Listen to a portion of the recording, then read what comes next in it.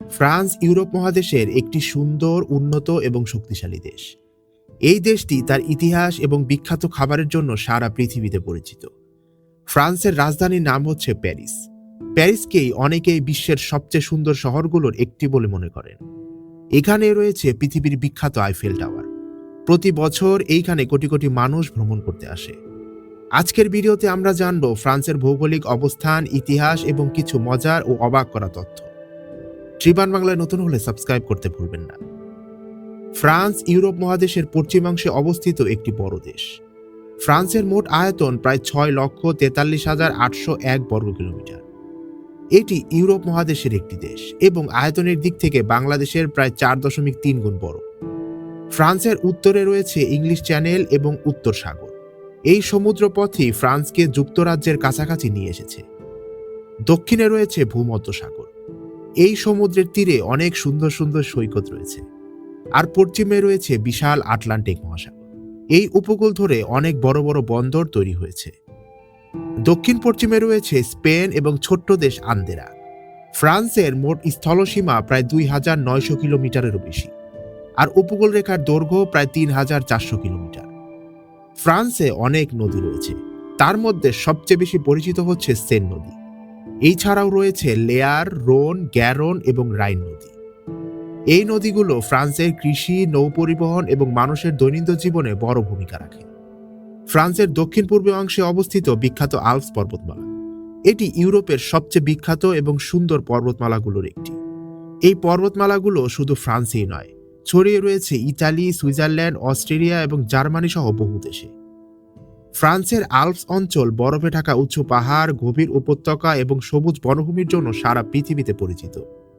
এই পর্বতমালার সবচেয়ে বিখ্যাত শৃঙ্গের নাম হচ্ছে মন্ট ব্ল্যাঙ্ক। এই মন্ট ব্ল্যাঙ্কের উচ্চতা প্রায় 4,805.6 মিটার। এটি পশ্চিম ইউরোপের সর্বোচ্চ পর্বতশৃঙ্গ হিসাবে পরিচিত।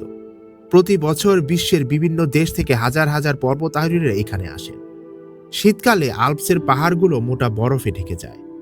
তখন এখানে স্কি, স্নোবোর্ডিং এবং আইস ক্লাইম্বিং এর মতো শীতকালীন খেলাধুলা অনুষ্ঠিত হয়। বিশ্বের বিখ্যাত অনেক স্কি রিসোর্টও এই অঞ্চলেই গড়ে উঠেছে। দেশটির মধ্যভাগে রয়েছে উঁচু মালভূমি এবং ছোট ছোট পাহাড়। আবার অনেক এলাকায় বিস্তীর্ণ সমতল ভূমিও দেখা যায়। এই সমতল ভূমিতে গম, ভুট্টা, আঙ্গুর এবং সূর্যমুখীর চাষ হয়। ফ্রান্সের জলবায়ু সবসময় একরকম থাকে না।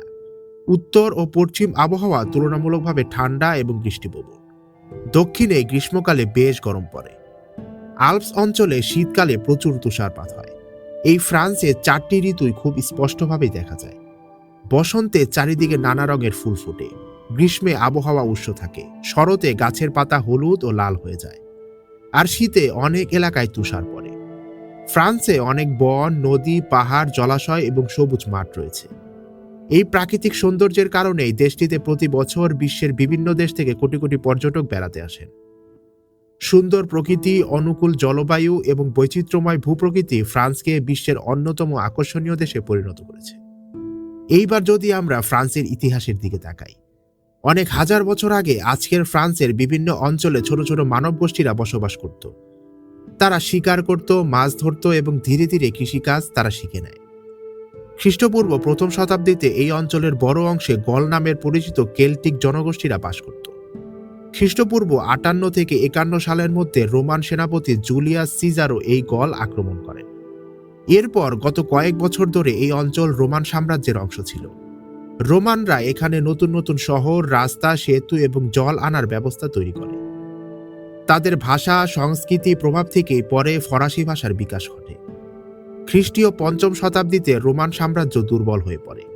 এরপর ফ্র্যাঙ্ক নামের একটি জার্মানিক জাতি এই অঞ্চলকে নিয়ন্ত্রণে নেয়। ফ্র্যাঙ্কের নামেই পরে এই দেশের নাম হয় ফ্রান্স। রাজা ক্লেভিস ফ্রান্স রাজ্যকে শক্তিশালী করেন। মধ্যযুগে ফ্রান্সে অনেক রাজারা শাসন করত। এই সময় বড় বড় দুর্গ, প্রাসাদ ও গির্জা নির্মাণ হয়। 1337 সালে ইংল্যান্ড ও ফ্রান্সের মধ্যে শতবর্ষব্যাপী একটি যুদ্ধ শুরু হয়, যা 1453 সালে শেষ হয়ে যায়। এরপর আসে পৃথিবীর বিখ্যাত ফরাসি বিপ্লব। 1789 সালে ফ্রান্সে ঘটে বিশ্বের অন্যতম গুরুত্বপূর্ণ ঘটনা। সেই সময় সাধারণ মানুষরা রাজা এবং এলিটদের অন্যায়ের বিরুদ্ধে প্রতিবাদ শুরু করে। তারা স্বাধীনতা, সমতা এবং ভ্রাতৃত্বের দাবি জানায়। এই তিনটি আদর্শই আজকে ফ্রান্সের জাতীয় মূলনীতি। বিপ্লবের পরে রাজতন্ত্র দুর্বল হয়ে পড়ে এবং বড় বড় রাজনৈতিক পরিবর্তন আসে। 19 ও 20 শতকে ফ্রান্স বিজ্ঞান ও শিক্ষায় দ্রুত উন্নতি করলেও এরপর আসে বিশ্বযুদ্ধ। প্রথম বিশ্বযুদ্ধে ফ্রান্স বড় ধরনের ক্ষতির সম্মুখীন হয়। এর কিছু বছর পর দ্বিতীয় বিশ্বযুদ্ধ শুরু হয়। এইভাবে 1940 সালে জার্মানি ফ্রান্সের একটি বিশাল বড় অংশ দখল করে নেয়। কিন্তু 1944 সালে মিত্রবাহিনীর সহায়তায় দেশটি আবার মুক্ত হয় এবং নতুনভাবে ফ্রান্স গঠন হয়। বর্তমানে ফ্রান্স একটি গণতান্ত্রিক প্রজাতন্ত্র। এখানে জনগণ ভোটের মাধ্যমে সরকার নির্বাচন করে। ফ্রান্স ইউরোপীয় ইউনিয়নের প্রতিষ্ঠা সদস্যেরও একটি। এছাড়াও দেশটি জাতিসংঘের নিরাপত্তা পরিষদের স্থায়ী সদস্য। হাজার বছরের ইতিহাস, সাহসী মানুষ এবং গুরুত্বপূর্ণ ঘটনাগুলোর জন্য ফ্রান্স পৃথিবীর অন্যতম ঐতিহাসিক দেশ। আপনি কি জানেন পৃথিবীর অন্য যে কোনো দেশের তুলনায় সবচেয়ে বেশি পর্যটক প্রতি বছর এই ফ্রান্সে ভ্রমণ করতে আসে? হিসাব করলে দেখা যায় প্রতি বছর প্রায় 10 কোটিরও বেশি মানুষ এই ফ্রান্সে আসে। এটি বিশ্বের অন্য যে কোনো দেশের তুলনায় অনেক অনেক বেশি। ফ্রান্সকে অনেকেই দুর্গের দেশও বলেন। দেশ জুড়ে প্রায় 49,000-এরও বেশি দুর্গ, প্রাসাদ এবং ঐতিহাসিক ভবন রয়েছে। এসব দুর্গের অনেকগুলোতে কয়েকশো বছর আগে রাজা ও রানীরা থাকত। বর্তমানে অনেক দুর্গ জাদুঘর হিসাবে ব্যবহার করা হয়। আবার কিছু কিছু দুর্গে হোটেল বানিয়ে সেখানে পর্যটকরা থাকতেও পারেন। প্যারিসে অবস্থিত লুভর জাদুঘর পৃথিবীর সবচেয়ে বেশি দর্শনার্থী পাওয়া জাদুঘর। প্রতি বছর লাখ লাখ মানুষ শুধু এই জাদুঘরটি একবার দেখতে ফ্রান্সে যান। এখানে প্রায় 35,000-এরও বেশি শিল্পকর্ম প্রদর্শন করা হয়, যার মধ্যে সবচেয়ে বিখ্যাত চিত্রকর্মটি হচ্ছে লিওনার্দো ভিঞ্চির দ্য মোনালিসা। এই ছবিটি দেখতে প্রতি বছর লাখ লাখ মানুষ এখানে ভিড় করেন।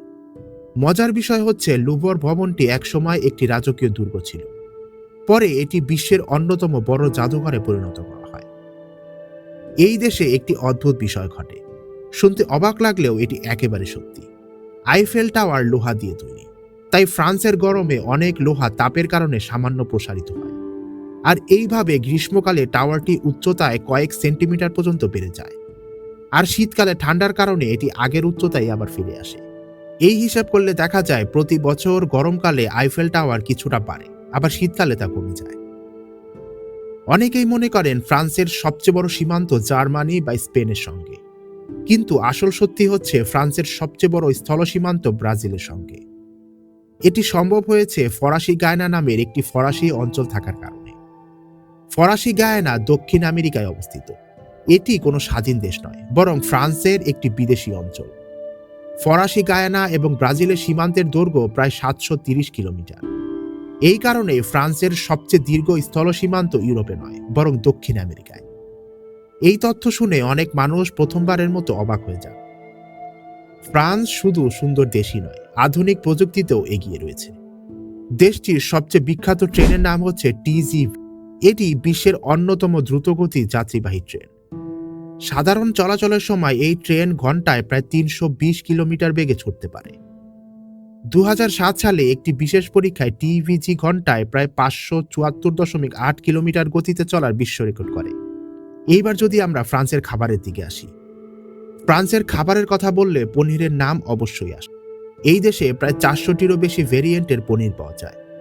কিছু গবেষক আবার বলেন এখানে প্রায় 1000টিরও বেশি ভেরিয়েন্ট রয়েছে। অনেকেই মনে করেন ফ্রান্স শুধু ইউরোপে অবস্থিত, কিন্তু এটি পুরোপুরি সত্য নয়। ফ্রান্সের কয়েকটি অঞ্চল পৃথিবীর বিভিন্ন মহাসাগর এবং মহাদেশে ছড়িয়ে রয়েছে।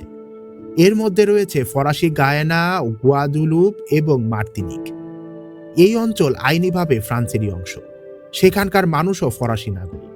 তারা ইউরো মুদ্রা ব্যবহার করে এবং অনেক ক্ষেত্রে ফ্রান্সের জাতীয় নির্বাচনে ভোটও দিতে পারে। এই কারণেই বলা হয় ফ্রান্স এমন একটি দেশ যার উপস্থিতি শুধু ইউরোপেই নয়, বিশ্বের বিভিন্ন প্রান্তে ছড়িয়ে রয়েছে। এই কারণেই ফ্রান্সের জলবায়ু, প্রাণীজগৎ এবং সংস্কৃতিতে অসাধারণ বৈচিত্র্য দেখা যায়, যা বিশ্বের অন্য কোনো দেশে খুবই কম রয়েছে। আজকের ভিডিওটি আপনার কাছে ইনফরমেটিভ লাগলে অবশ্যই ট্রিবান বাংলাকে সাবস্ক্রাইব করে রাখুন। দেখা হচ্ছে ট্রিবান বাংলার নতুন এপিসোডে।